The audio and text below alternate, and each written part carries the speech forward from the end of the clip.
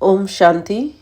आज हम करेंगे 6 फरवरी 1974 की मुरली, परखने की शक्ति से महारथी की परख। परखने की शक्ति से महारथी की परख। इसमें इस मुरली में बाबा ने महारथी बच्चों की निशानियां बताई हैं।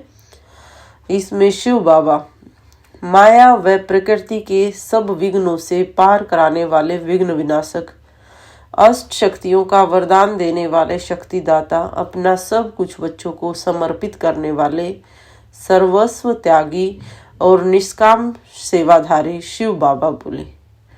जैसे बाप का आवाहन कर सकते हो अर्थात सर्वशक्तिवान का आवाहन कर सकते हो, ठीक वैसे ही अपने में जिस समय जिस शक्ति की आवश्यकता होती है उस शक्ति का आह्वान कर सकते हो अर्थात समाई हुई शक्ति को स्वरूप में ला सकते हो।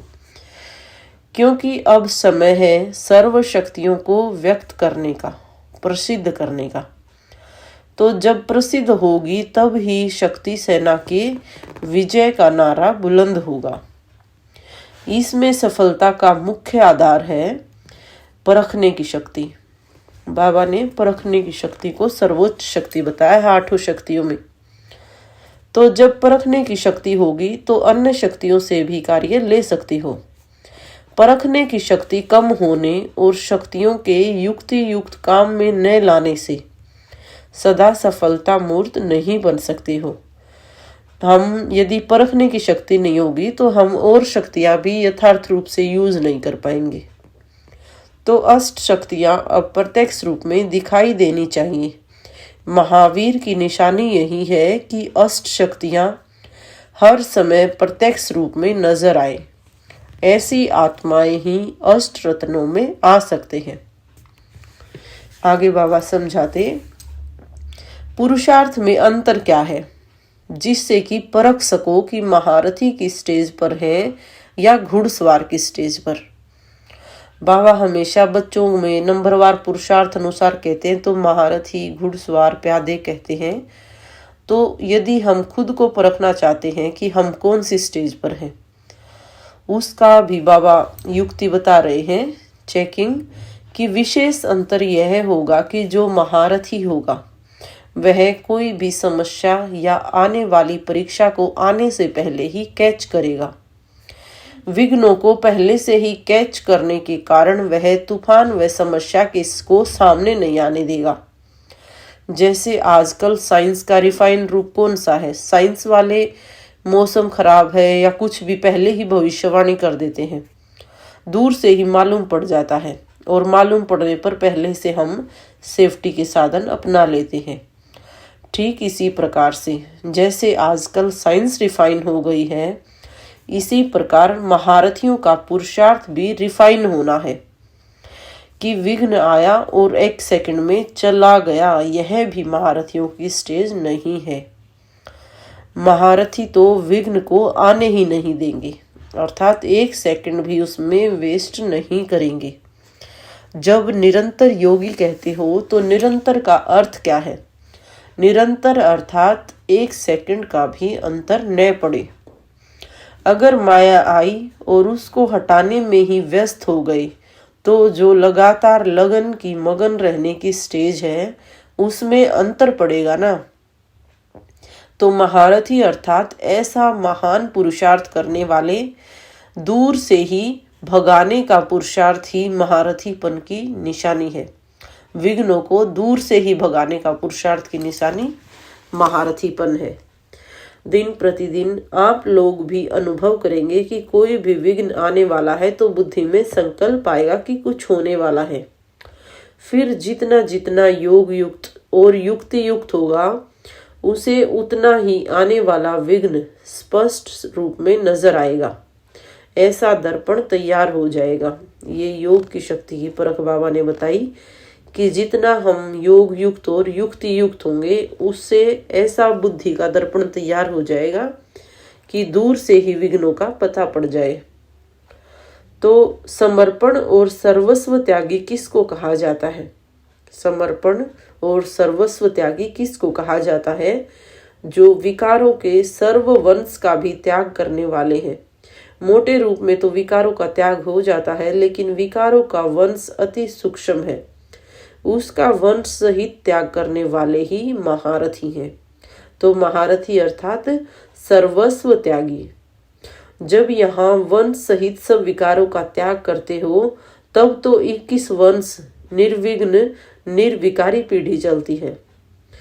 तो अगर वंश के त्याग करते समय थोड़ी भी कमी रह जाती है तो वहां भी 21 वंश में थोड़ी सी कमी रह जाएगी। तो महारथी की यह निशानी है कि जब सर्वस्व अर्पण कर दिया तो उसमें तन मन धन संपत्ति समय संबंध संपर्क भी अर्पण किया ना।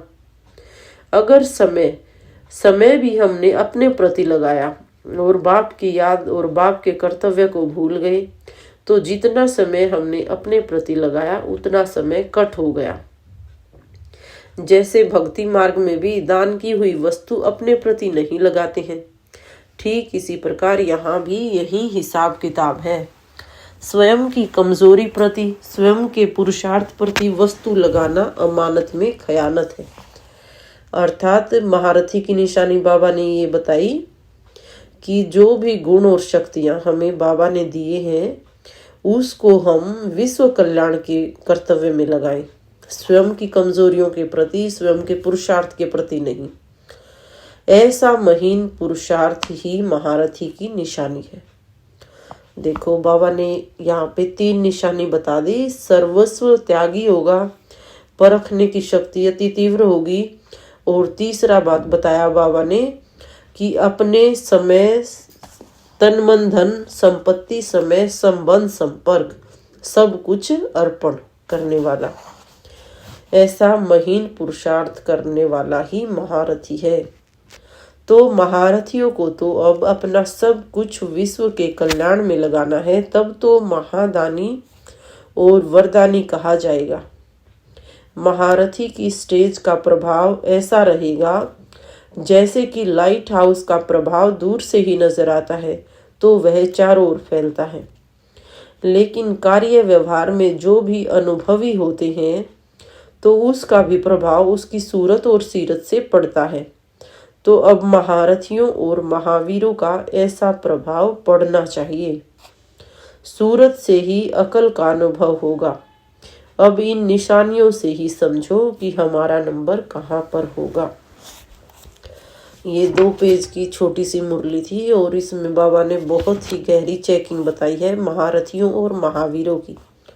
और लास्ट में बाबा ने हमारे ऊपर ही छोड़ दिया है कि उपरोक्त दी हुई जो निशानियां हैं उनको समझो और अपने में चेक करो कि हमारा नंबर कौन से में है।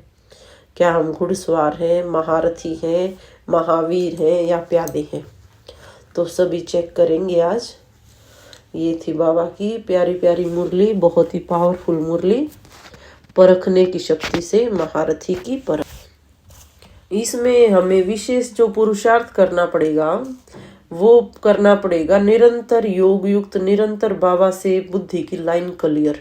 जितनी हम बाबा की याद में रहेंगे उतनी हमारी बुद्धि क्लियर होगी, और जितनी बुद्धि क्लियर होगी उतनी ही परखने की शक्ति आएगी।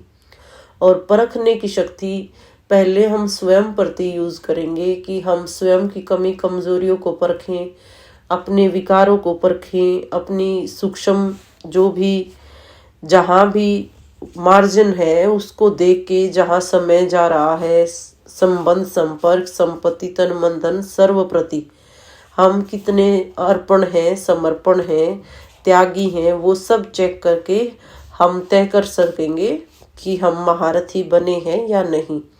तो सबसे जरूरी बाबा ने बताई परख शक्ति। परख शक्ति पर हम विशेष पुरुषार्थ करेंगे अब से। शुक्रिया। ओम शांति, ओम शांति, ओम शांति।